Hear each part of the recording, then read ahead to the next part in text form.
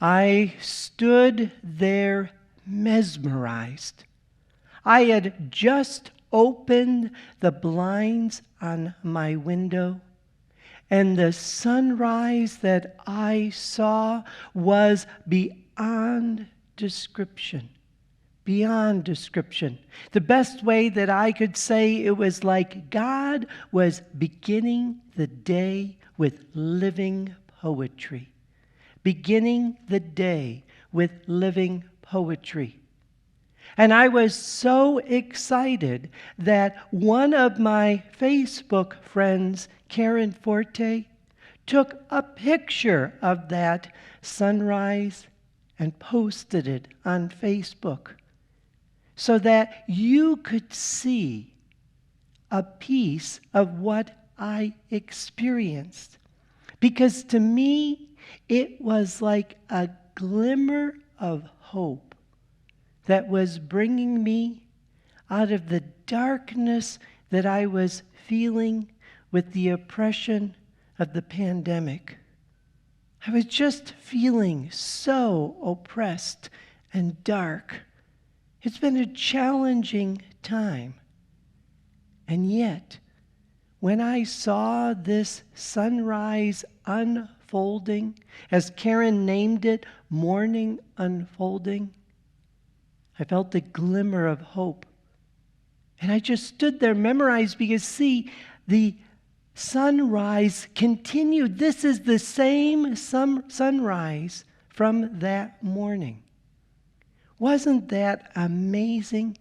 So I was so thrilled that she had captured that image so that I could look at it and use that image to nurture that feeling of hopelessness. Hopefulness. To overcome the hopelessness and to feel the hopefulness.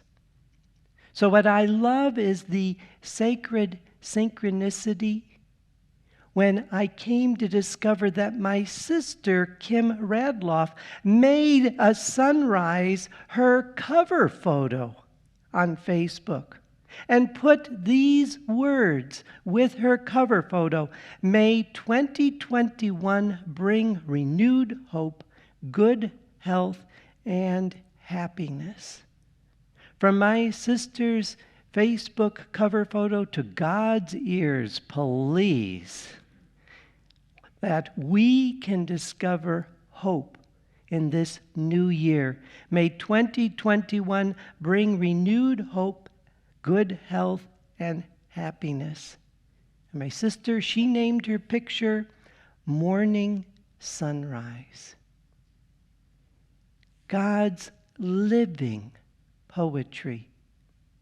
And yet, what I found on the Bend Branches website is somebody was able to capture that sunrise in a poem.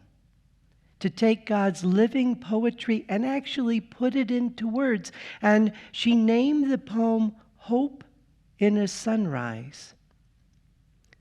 A sliver of hope glimmers on the horizon.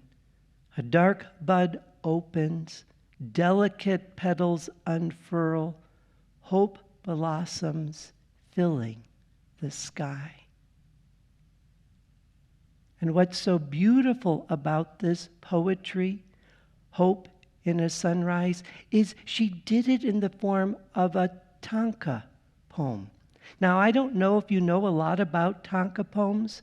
They're a form of Japanese poetry, a Japanese for short song. And in this poem, you need to write this poem only using 31 syllables arranged in 5 lines with the syllables going 5, 7, 5, 7, 7. Okay? I challenge our young people out there who are watching today. See if you can write a tanka poem. Only 31 syllables in 5 stanzas that go 5, 7, 5, 7, 7. And yet, in the parameters of a tanka poem, this beautiful poetry of a sunrise was captured. A sliver of hope glimmers on the horizon. A dark bud opens. Delicate petals unfurl. Hope blossoms filling the sky. Hope blossoms.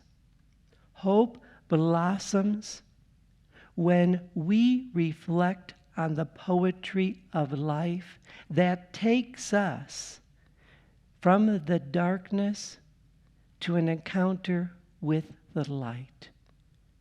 That takes us from darkness to an encounter with the light, especially when we come to discover that that light is Jesus. That's what the Magi experienced. They saw a light in the darkness. They saw a star. And they were willing to follow that light to discover the source of the light. As we heard in the Gospel of Matthew chapter 2, verses 1 through 2, Magi from the east arrived in Jerusalem saying, "Where is the newborn King of the Jews? We saw his star at its rising and have come to do him homage." They saw the light, followed the light, and found Jesus. So let us reflect on the poetry of life that takes us to encounter with the Lord. That takes us to an encounter with the Lord, and then reflect, like the Magi, what gifts do we bring to the encounter? Because so often when you think of the gifts of the Magi, what do you think of? Gold, frankincense, and myrrh. But in reality, didn't they bring more gifts? Didn't they bring perseverance? Didn't they bring dedication? Didn't they bring a hope that was encouraging them to travel a great distance to discover the source of the light? Wasn't there a fortitude, a courage brought to the Lord? And that is what we are being encouraged to bring to the Lord. That same encouragement and dedication and fortitude. Because when we discover the source of that light in the darkness, we will receive more than we bring. Look at what the Magi received. It changed the whole direction of their lives. It moved them from the darkness of Herod into a whole new direction after they left the Lord. The Lord can change the direction of our lives, move us from darkness to light. So let us pray that, like the Magi, we will have an epiphany experience, that we will follow the light, be inspired by the living poetry of our God that is seen in the light that shines in our lives, and come to discover the source of that light, Jesus Christ.